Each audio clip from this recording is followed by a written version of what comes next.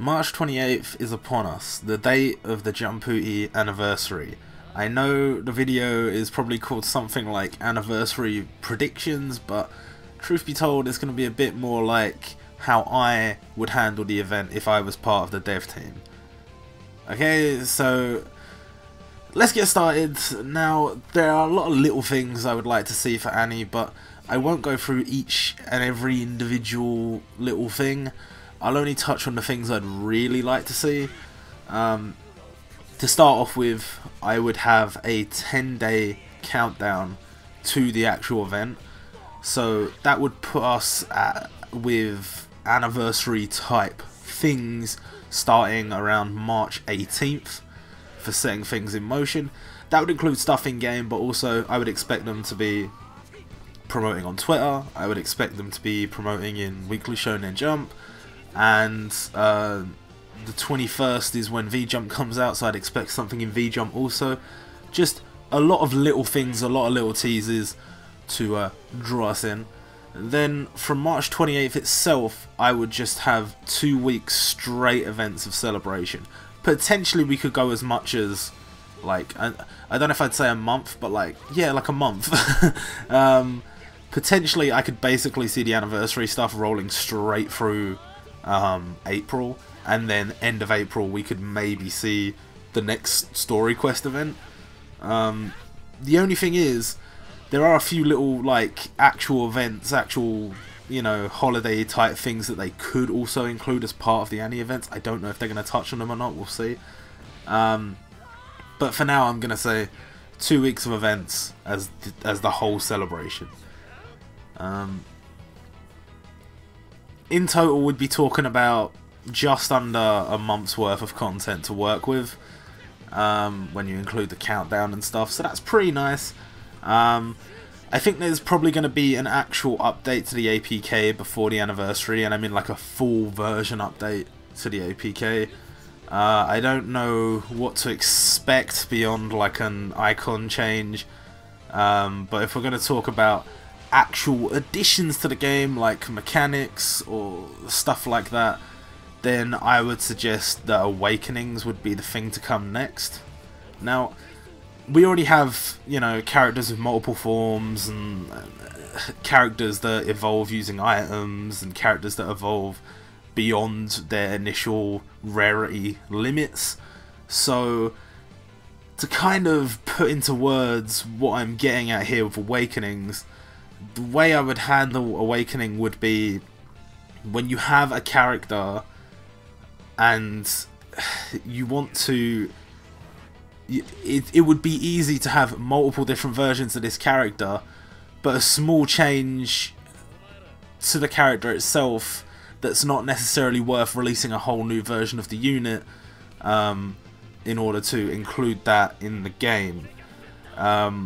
So, for example, okay, let's say there was a Dragon Ball event, and remember, this is hypothetical, talking about the Awakenings. This is not to do with the anniversary. This is, let's just say there is a second Dragon Ball event.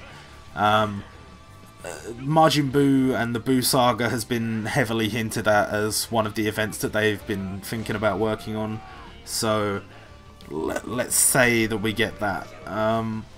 You could take old characters like base form Goku, and you could add new characters like Adult Gohan, and then from there you could give them additional forms without needing to release new units, new versions of characters. So my example is, take the base form Goku we already have.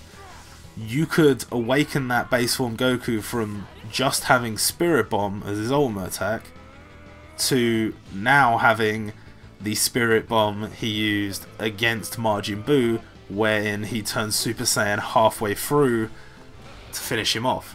So if that were the case, if that were the way they approached Awakenings, to take a character that, you know, you could make a billion different Gokus, but maybe save the alternate versions for big differences, and then have the Awakenings for technically still a big difference, but like not big enough that you necessarily would have to release a new version of the character for.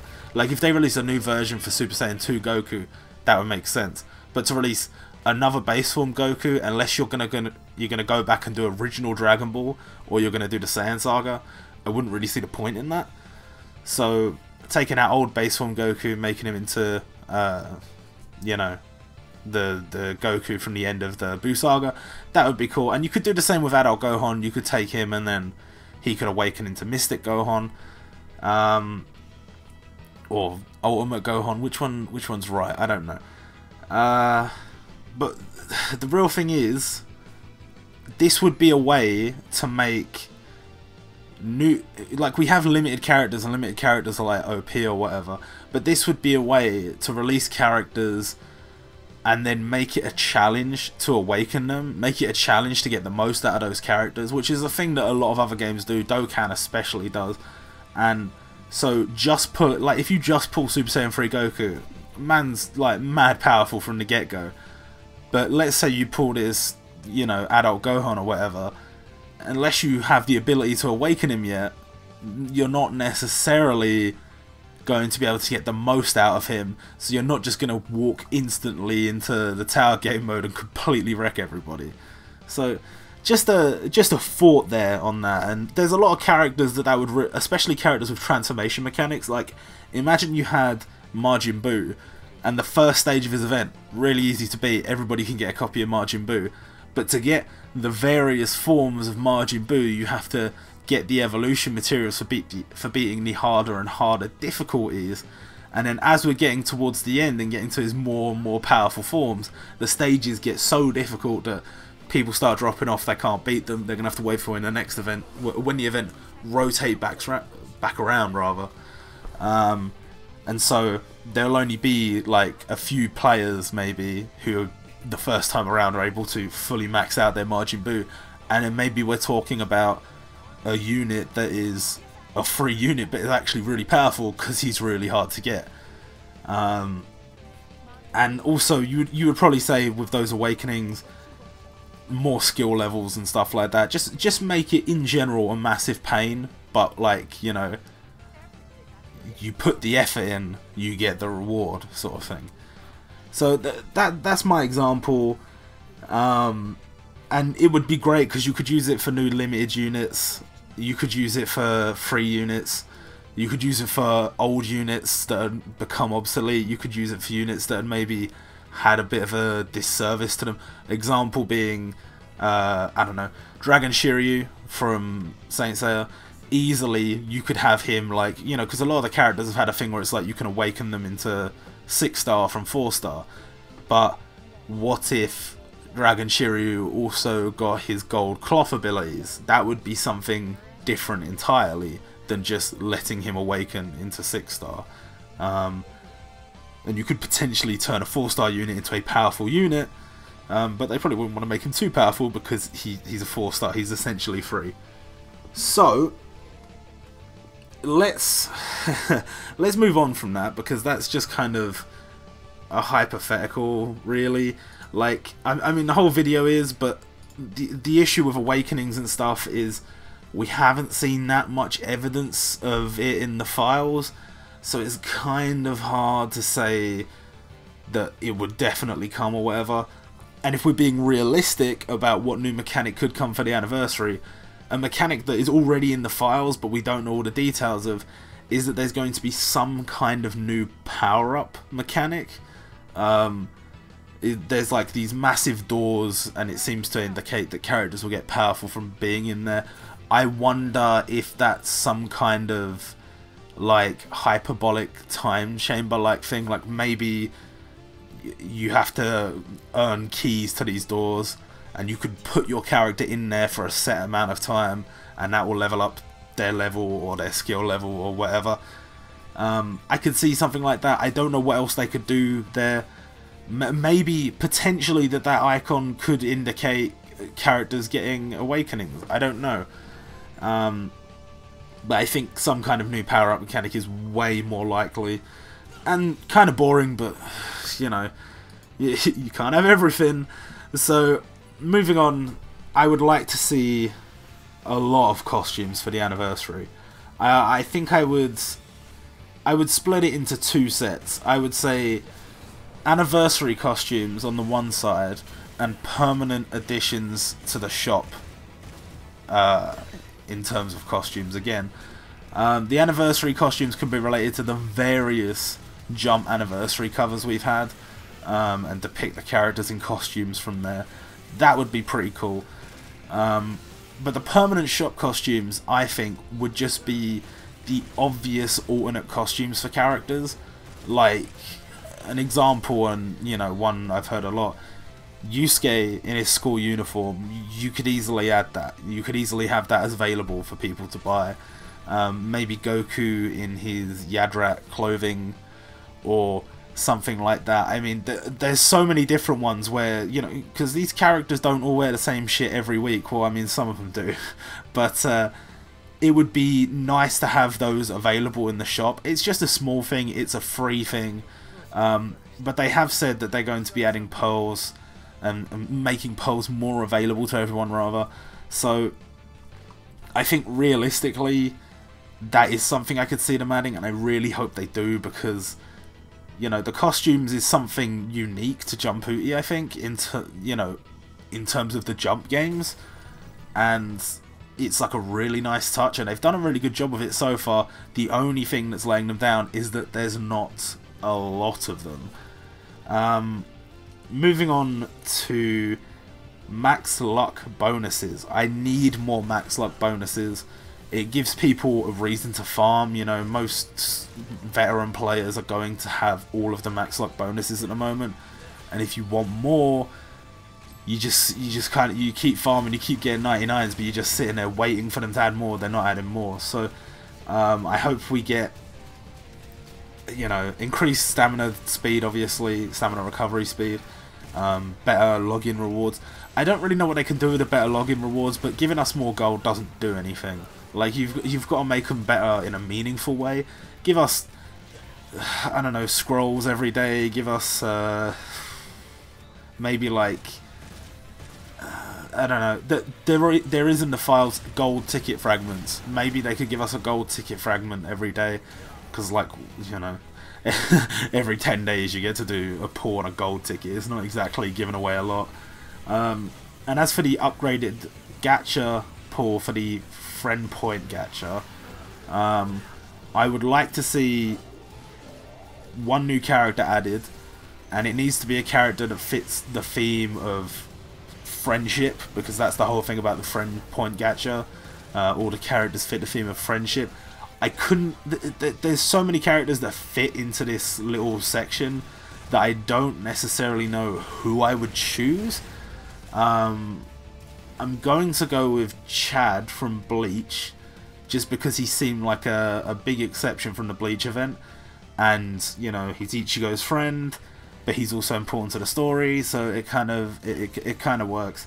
I also think they could add 5-star ticket fragments to the friend point pool, like make them super rare, make it like, I don't know, what's a good goal? If you have like 75 max luck characters, you get 5-star ticket fragments added to the pool, and it's just it's a way to pay back players that are putting in the effort, but at the same time you're not giving away so much that it's going to be a big deal. So I think that's what I would like to see from the max luck bonuses. As for the actual event stuff, the actual stuff that's, like, you know, going to be coming up in your news feed, I would say the login bonus, I need there to be a countdown login bonus. I want to just be getting goodies thrown at me for like 8 days or so prior to the actual event.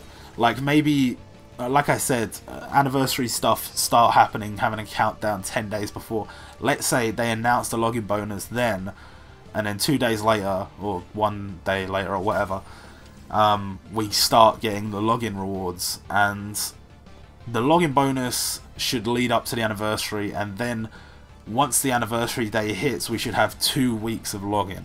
Now, the reason I say that is because one thing this game is kind of good with is giving away lots of goodies. But one thing it's kind of bad with is doing that well during the anniversary, during login campaigns.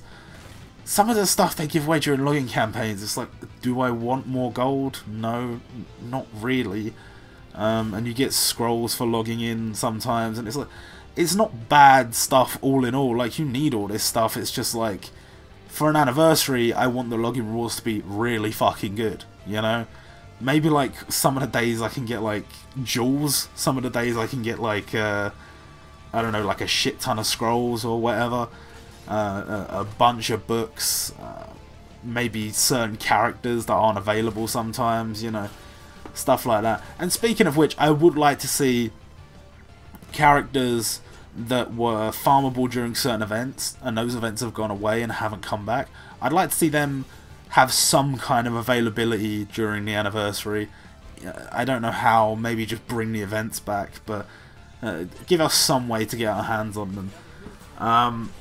Speaking of events, Unity Battle. I would like to see from Unity Battle something similar to what we had when Golden Bomber and their event was here. I would like to see, maybe instead of Golden Bomber, because that's not really relevant at the moment to the game because there's no mention of them yet, maybe use the game's mascot, Lil, as like a anniversary Unity Battle. It doesn't have to be hard, because you're going to have new players that aren't going to know what they're doing.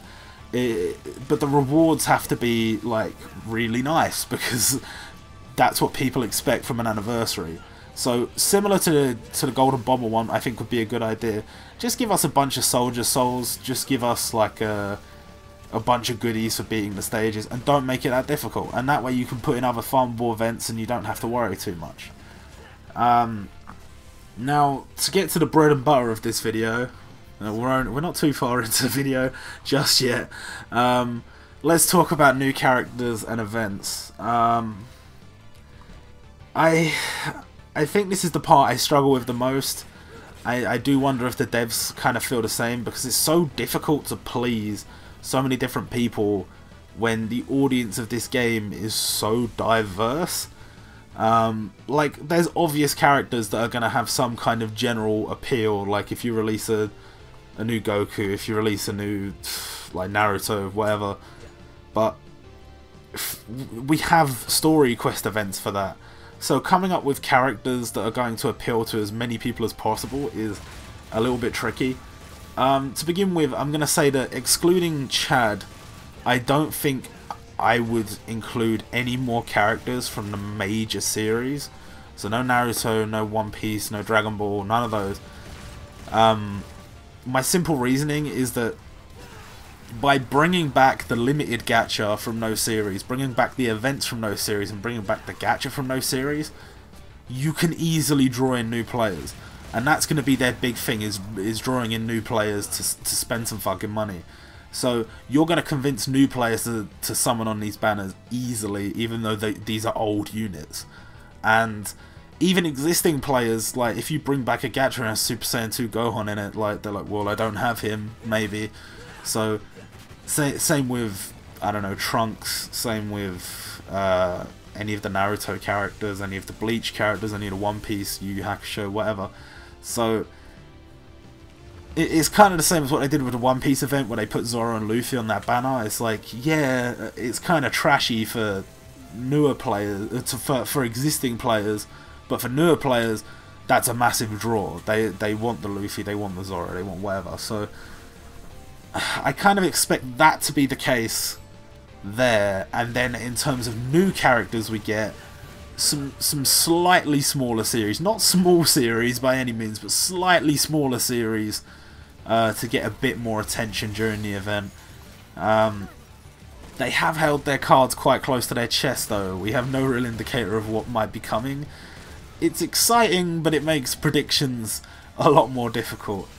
So I'm going to say the one thing I've been expecting for a long time is the inclusion of Slam Dunk in the game, but it still remains off the list of series included in the game, as well as not showing any signs of it being, you know, talked about in surveys and stuff like that. So it's kind of bizarre. I mean, the sheer popularity of the series would make it an ideal candidate to be included in, you know, in the game in general. And especially for the anniversary, it's like a massive draw for new fans. It's a massive draw for existing fans. That being said, I don't think we're going to get a full Slam Dunk story event during the anniversary. In fact, I don't think we're going to get any kind of full story event during the anniversary. And that's fine for me. I don't think any one series deserves massive attention. But let's say, I think I would say, I would like to see for the 2 weeks, like I said, 2 weeks of celebration for anniversary, I would like to see a different new Heroes gacha for each of those weeks.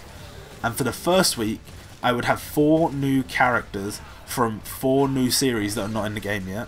And then in the second week, I would have 4 new characters from 4 series that are already in the game. And these would be massive characters. These would be characters that are massive draws by themselves. But together make the gacha super, super tempting. So, with Sakuragi, I would potentially say we could see Akira Sendo as a farmable enemy unit.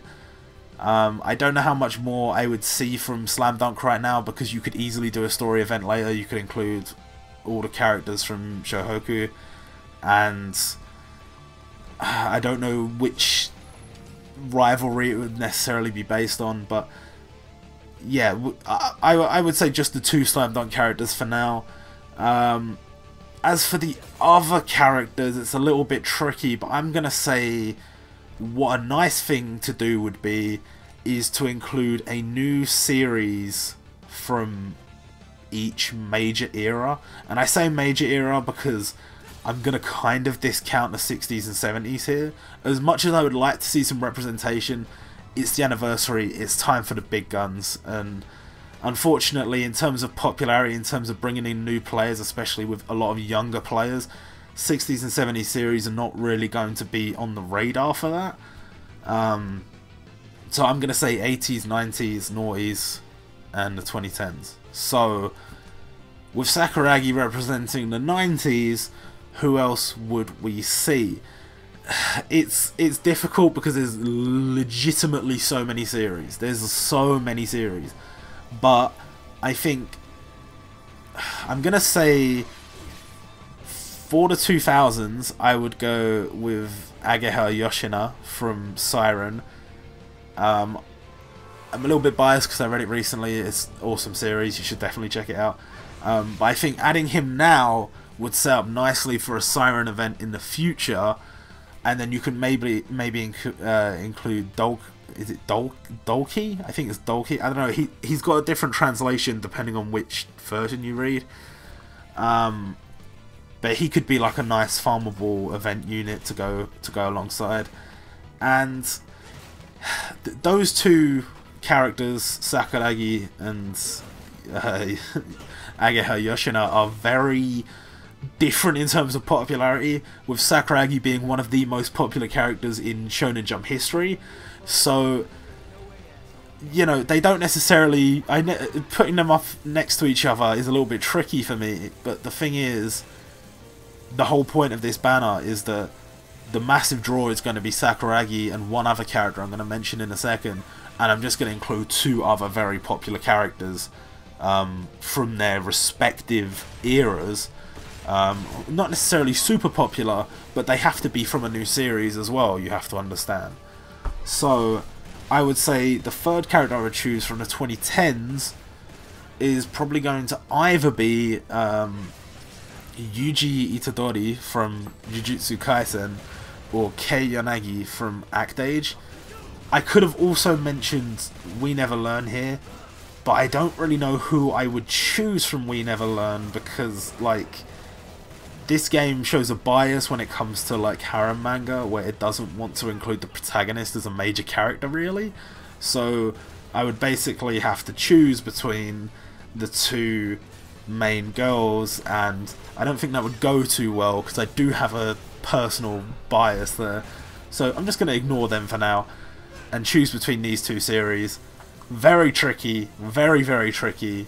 I could have also put Boruto here, and I think Boruto is probably actually more likely than both of these, but I don't I don't want a Boruto event after we just had a Naruto event. It's too much. It's too much, man. So I'm gonna say for now, Kei Yanagi from Act Age, but I could see the argument for many different series. So that's just who I'm gonna put there for now. Which leaves one more slot, and that is a 1980s slot. And there is an obvious standout for me, and that is Jotaro Kujo from Stardust Crusaders.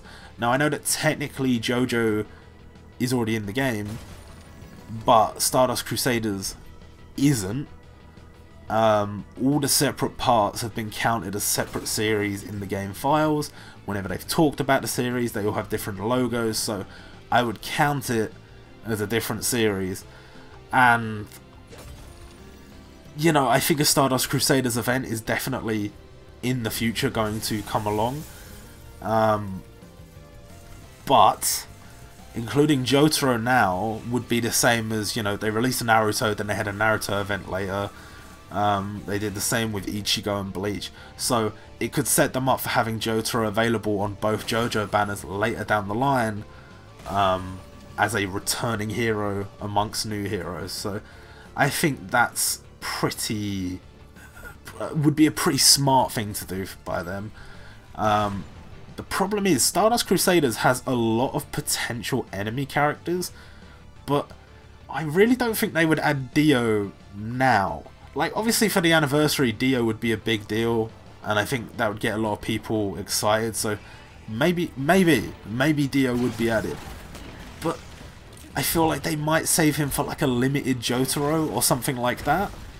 So you're kind of left with characters like Terrence Darby or Undul and characters like that. I don't know who they would choose. I don't know. I'd like to say Dio. I'd like to. I just don't know how likely that is. So I'm gonna say maybe we get a farmable Undul. Let's just leave it at that. So I think this would all in all be a really nice banner. It's got 4 different eras. It's got 4 pretty nice characters overall, with 2 really standing out. That's going to be a big draw, and the developers are gonna put the effort in to make as much money as possible from this event. So good luck to them. Now for the second week, the second New Heroes banner that I mentioned before, I would expect a similar inclusion of 4 characters from 4 separate eras to draw in all kinds of fans. And starting off with the 2010s, I would probably choose Yuno from Black Clover. There are a lot of candidates here, especially characters from like Kimetsu no Yaiba, from My Hero Academia, from massive series. But the reason I go with Yuno from Black Clover is he's a big draw. He's got some obvious enemies that you could choose. I would probably choose Catherine the Witch, but I mean there's a lot of fights he has had that you could easily include as farmable events. And at the moment, Black Clover's really hot right now, and Yuno as a character is as well. So I think for me that's quite an easy choice. Especially like if you say My Hero Academia has, like, they have specifically alluded to the idea of My Hero Academia having a story event multiple times, so that's gotta be soon. So I think that Black Clover obviously will eventually get a story event, but I think My Hero Academia is going first, so at least give them Yuno for the anniversary. From the 2000s, I'm going to choose Hibari Kyoya from Katekyo Hitman Reborn. I'm very biased towards this series, so I don't know, but he is definitely by far the most popular character from this series, and he is one of the most popular characters from the 2000s, so he would still be a very big feature. In terms of an enemy from Katekyo Hitman Reborn to like counter him or whatever, I have no idea, because you could, like, maybe you could choose like Golem Oscar or whatever, but like, didn't that fight last like 20 seconds or something? It was so quick. So I don't really know. Maybe like Rokudo Mukuro, someone like that. There's a lot of different ways you could approach it, but at the very least, Hibari Kyoya being added. From the 1990s, this one's easy for me. I would choose Kurapika from Hunter x Hunter. There has been a little bit of bias towards Togashi in the past in a lot of these Jump games. His shit sells, that's just how it is, his shit sells. And, you know, Kurapika's a massively popular character. He's basically the protagonist of the series now, not that it's, you know, even readable because it's on hiatus. And yeah, Kurapika could be saved for a Hunter x Hunter event, sure, but there is actually a ton of Hunter x Hunter characters when you compare it to like Yu Yu Hakusho, which just rinsed through basically everybody from the early parts of the series already. So I'm gonna say that for me, Kurapika and his battle against Uvagin, who I would definitely have as a farmable unit, I can definitely see all that happening.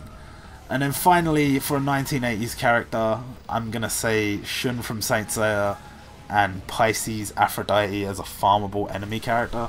Saint Seiya has not got a lot of love in this game, and it's kind of a shame.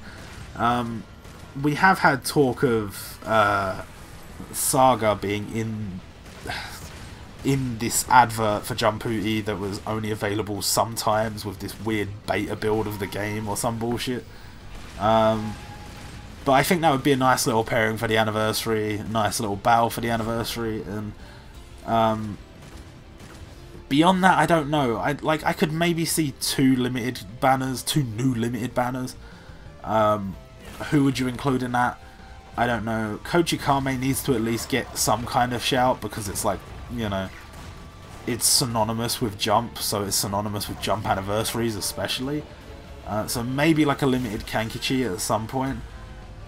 We did see Kankichi in the files in a Taiko costume, so maybe that's the one that we might get. But that could, at the end of the day, that could just be a costume or something. I don't know. And I don't really know enough about Kochi Kame to tell you who else would be a good candidate, so it's tricky. And with a second limited, that's like, you could just pick any series, you know? But if I had to pick one, a series that hasn't got much love for a long time, I would say maybe a new version of Himura Kenshin, and then you could have some kind of farmable event version of Shishio Makoto. Maybe. I don't know. But I think right there we've got some pretty solid gacha units, we've got some pretty solid ideas for farmable enemies. And in terms of what else we could get, like maybe a tower character, I don't know. Again, you could just pick basically anybody. If we're going to say a series that maybe deserves a little bit more attention, but maybe hasn't got much attention recently, potentially like someone like Takumi Aldini from Shokugeki no Soma. But again, you could pick literally anyone. Like, so I don't know. But I think I've basically covered everything I wanted to cover. To be honest, I'd be happy to get even one of these guesses right, but we'll certainly know soon enough. Let me know your hopes and predictions in the comments, and yeah, I'll see you next time.